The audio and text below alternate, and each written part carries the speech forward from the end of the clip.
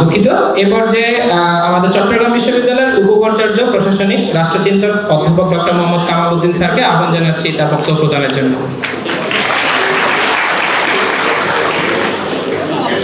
একটা বড় হাততালি রাষ্ট্রচিন্তার জন্য।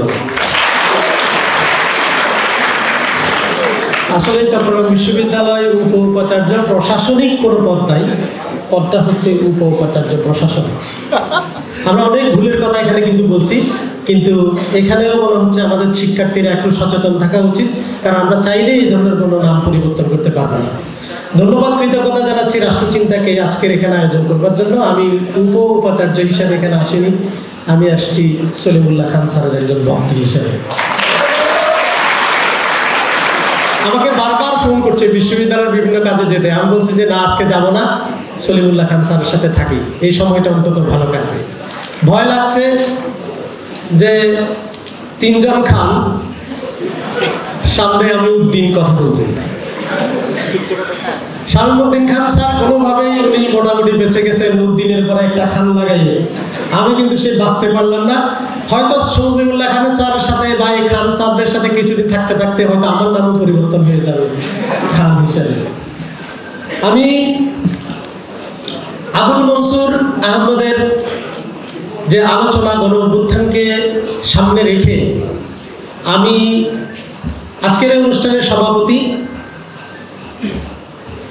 রাষ্ট্রচিন্তার উপদেষ্টা রাজি স্যার, উপস্থিত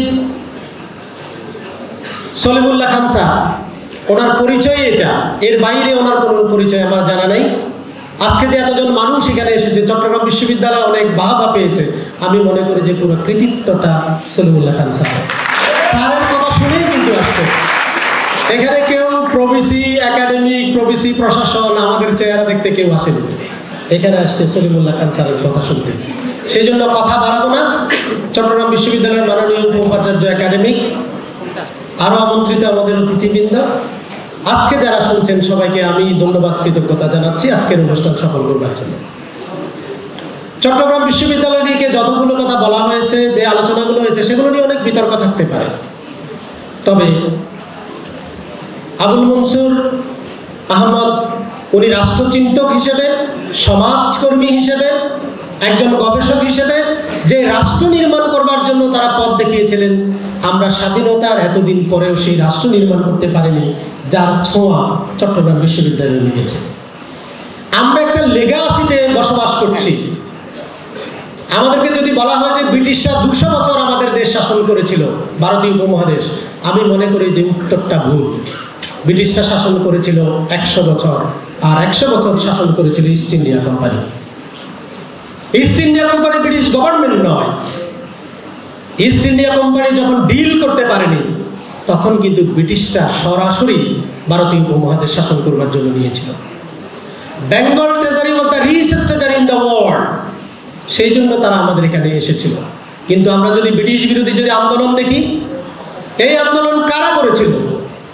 এই আন্দোলন করেছিল সমাজের একেবারে বঞ্চিত শ্রেণীর মানুষ। আমরা যদি বলি ফকির সন্ন্যাসী মুভমেন্ট, আমরা যদি বলি যে প্রিজন মুভমেন্ট, সিপাহী মিউটিনি, এই যে আমি যে নামগুলো বললাম, সেই নামগুলোর সাথে কিন্তু কোনো এলিট ক্লাস পিপল কিন্তু তখন সেখানে ছিল না। কিন্তু রাষ্ট্র রিফর্ম করবার জন্য কিন্তু এলিট শ্রেণীর কাজ করেছিলেন। স্যার সৈয়দ আহমদ থেকে শুরু করে আমাদের সৈয়দ আবুল মনসুর পর্যন্ত সবাই ছিল রাষ্ট্র রিফর্ম করার জন্য। তারা রাষ্ট্র রিফর্মের পথ দেখিয়েছিল। আমরা সেই সঠিক দায়িত্বটি পালন করতে পারিনি বিদায় আমরা 47 সালে রাষ্ট্র গঠন করবার জন্য চেয়েছিলাম।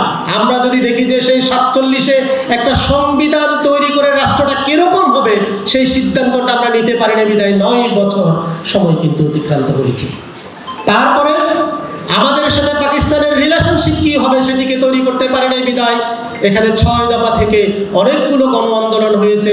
প্রত্যেকটি গণ আন্দোলনে আমরা কোনো এলিট শ্রেণীর মানুষ নেতৃত্ব দিয়েছে সেটা আমরা বলতে পারি না। মহান মুক্তিযুদ্ধে আমরা যদি দেখি, সেই মহান মুক্তিযুদ্ধেও দেশের সাধারণ মানুষ কিন্তু প্রাণ দিয়েছিল। 90-এর গণ আন্দোলন, তারপরে 24, এই 24-এ যারা আন্দোলন করেছিল তার সম্মুখ সারিতে এদেশের সাধারণ মানুষ এবং আমাদের ছাত্র জনতা ছিল। তাদের যে প্রত্যাশা, ব্রিটিশ বিরোধী আন্দোলন থেকে যে প্রত্যাশা ছিল, আজ পর্যন্ত সেই প্রত্যাশা একই আছে, কিন্তু সেই প্রত্যাশা আমরা পূরণ করতে পারিনি। সেই সব প্রত্যাশা পূরণ করতে পারবে আমাদের অ্যাডভোকেট আরিফ খান ভাই আমাদের নিজেদেরকে রিফর্ম করার কথা বলছে। আমি ওনার সাথে একমত, কারণ 24-এর পরে বাংলাদেশের সকল মানুষ কিন্তু পালিয়ে যায়নি, সামান্য কিছু সংখ্যক পালিয়ে গিয়েছে। আমরা সবাই দেশে আছি। এই দেশকে গঠন করতে গেলে আমরা আসমান থেকে মানুষ আনবো না, আমরা নিজেরাই রিফর্ম হয়ে আমরা কাজ করতে হবে। আমি সাথে সাথে শুধু একটি বিষয় ওনার সাথে যুক্ত করি, সেটি হচ্ছে ফ্যাসিস্ট সুযোগ পেলে প্রত্যেকে ফ্যাসিস্ট হওয়ার চেষ্টা করে। সুযোগের অভাবে রাষ্ট্র কাঠামোতে এমন একটা সিস্টেম ডেভেলপ করতে হবে যেখানে ফ্যাসিস্ট হওয়ার জন্য সাহস কেউ করবে না। আমাদের এই ছাত্র জনতার যে আন্দোলন, এই আন্দোলনের পরে আমরা আমাদের স্বপ্নের পরিমাণ এত উঁচু হয়ে গেছে, বাস্তবতার সাথে সেই স্বপ্ন পূরণের কোনো সম্পর্ক আমরা দেখতে পাই না। আমাকে অনেকেই বলে যে ছাত্ররা কিছু বুঝতে চায় না, ছাত্ররা কোনো নিয়ম মানতে চায় না। আমি বলছি যে ছাত্ররা যদি বুঝতে চাইতো, নিয়ম মানতো, তাহলে তো শেখ হাসিনাকে তারা দৌড়াতে পারতো না। কারণ একটা সিস্টেম যখন রুল করে না, তখন মানুষ আনরুলই হয়। এটাই হচ্ছে বিপ্লব, এটাই হচ্ছে অভ্যুত্থান। আমরা সেই অভ্যুত্থানের স্বপ্ন এখনো আমাদের চোখে বিভোর। আমরা কিন্তু বাস্তবতার সাথে নিজেকে নিয়ে আসতে হবে। আমাদের এই ছাত্র জনতার সবচেয়ে বড় কমিটমেন্ট যখনই ফুলফিল হবে, যখন এই 24-এর পরের যে সিস্টেম, সেখান থেকে যেন কোনো ধরনের ফ্যাসিস্ট ডেভেলপ করতে না হয়। আমরা শুধু নিজেকে রিফর্ম করলে হবে না। দীর্ঘ 15.5 বছর ধরে আমাদের মাথাকে যেরকম বিভিন্ন স্লোগান দখল করে ফেলেছিল, আমাদের ছাত্রদের নিজেদের কোনো স্লোগান ছিল না। আমরা বিশ্ববিদ্যালয়ে ঢোকার সাথে সাথে আমাদের মস্তককে অন্য কোনো জাতীয় রাজনীতির কোনো লেজুর ভিত্তির মধ্যে আমরা আবদ্ধ করে ফেলেছিলাম। আমরা আমাদের অধিকার নিয়ে সচেতন ছিলাম না। আমরা নিজেদেরকে যেরকম স্বাধীনভাবে চিন্তা করার যে অধিকার, সেই অধিকার যদি আমরা এস্টাবলিশ করতে না পারি, আমাদের কোনো পরিবর্তন হবে না। সাথে সাথে আমরা আমাদের মাথা যারা দখল করতে চাই, আমাদের মস্তক যারা কিনতে চায়, আমাদেরকে ভুলায়ে বালায়ে ভালো ছাত্রকে যারা মদ খাওয়াতে চায়, আমাদেরকে যারা ইয়াবাখোর বানাতে চায়, আমাদেরকে যারা লাশ বানিয়ে মায়ের কাছে ফেরত পাঠাতে চায়, আমাদেরকে টেন্ডারবাজ বানাতে চায়, আমাদের মেধাবীকে অমেধাবী বানাতে চায়, এই 24-এর আন্দোলনে আমরা সজাগ থাকতে হবে। তারা যদি আবার মাথা ছাড়া দেয়, তাদেরকে আমরা রুখে দাঁড়াবো। ব্রিটিশের কলোনিয়াল লিগাসি থেকে আমরা বের হতে পারিনি, 15.5 বছরের স্বৈরতন্ত্রের লিগাসি থেকেও আমরা বের হতে পারিনি, যার কারণে আমাদের হলগুলোতে আমাদের শিক্ষার্থীদেরকে উঠাতে পারছি না। এমন ধরনের দুর্নীতি হয়েছে, এই দুটা হল আমরা বুঝে নিতে পারছি না। বিশ্ববিদ্যালয়ের প্রত্যেকটা পরতে পরতে এত ময়লার স্তূপ। আজকে যারা আপনাদেরকে উজ্জীবিত করেছেন, তাদেরকেও যদি দায়িত্ব দিই, আগামী 10 বছরও সেই ময়লার স্তূপ পরিষ্কার করতে পারবে না। এত ময়লা। আমরা স্টার্ট করেছি, আমাদেরকে সুযোগ দেন, সহযোগিতা করেন। সেই সহযোগিতা সবচেয়ে বেশি করতে হবে আমাদের শিক্ষার্থীরা। তারা যদি আমাদের পাশে থাকে, যেই 7.5 বছর 8 বছরে মেধার ভিত্তিতে শিক্ষার্থীদেরকে হলে উঠাতে পারেনি, 24 তারিখে আমি আর প্রফেসর ডক্টর শামীমউদ্দিন খান স্যার দায়িত্ব নিয়েছিলাম। 5 তারিখে আমাদের শিক্ষার্থীদেরকে মেধার ভিত্তিতে আমরা হলে উঠিয়ে দিয়েছি। আমাদের ভুল হতে পারে, কারণ গত 15.5 বছর ধরে একটা পাতা উল্টাতে পারিনি, প্রশাসনিক কোনো কাজে কোনো মিটিংয়ে অংশগ্রহণ করতে পারিনি। এই 15.5 বছরে আমাদের স্কিল আছে, বাট আমাদের কোনো এক্সপিরিয়েন্স নাই। সেই এক্সপিরিয়েন্সটা না থাকার কারণে আমরা ভুল করছি।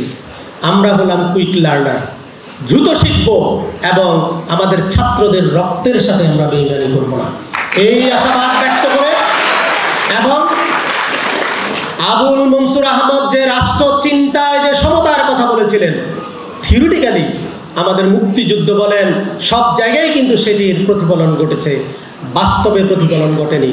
আজকে যদি সেই প্রতিফলন আমরা ঘটাতে না পারি, চোখ বন্ধ করে তাকান, যেই শিক্ষার্থীরা ফেসিবাদকে দূর করেছে, আগামী 10 বছর পরে যদি ফেসিবাদ আসে, আপনাদের কি হবে? আপনাদের কি দায়িত্ব পালন করতে হবে? এই ফেসিবাদকে রুখে দাঁড়ানোর জন্য একটি নতুন ধরনের সমাজ তৈরি করবার দায়িত্ব আপনাদের হাতে নিতে হবে। কষ্ট লাগে, এখনো কিন্তু আগের মতো দুর্নীতি আছে সমাজে। কষ্ট লাগে এখনো যখন আমরা শুনি আমাদের শিক্ষার্থীদেরকে ব্যবহার করে এক ধরনের সুযোগ সন্ধানীরা বিভিন্ন ধরনের অপকর্ম করবার চেষ্টা করছে।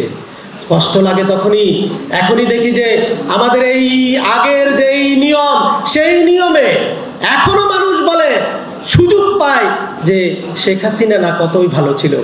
এই কথাটা যখন আমি শুনি আমাদের খুব কষ্ট লাগে, কারণ এই জন্য বলার সুযোগ পাই না কোনোভাবে আমরা 24-এর রক্তের উপর দাঁড়িয়ে আমরা কোনো অপকর্ম করছি কিনা, সেই শপথ আজকে গ্রহণ করবার উদাত্ত আহ্বান জানিয়ে সলিমুল্লাহ খান স্যারের বক্তব্যটা শুনে নিজের হৃদয়কে ঠান্ডা করার অভিপ্রায় ব্যক্ত করে আমি আমার বক্তব্য শেষ করছি। আসসালামু আলাইকুম।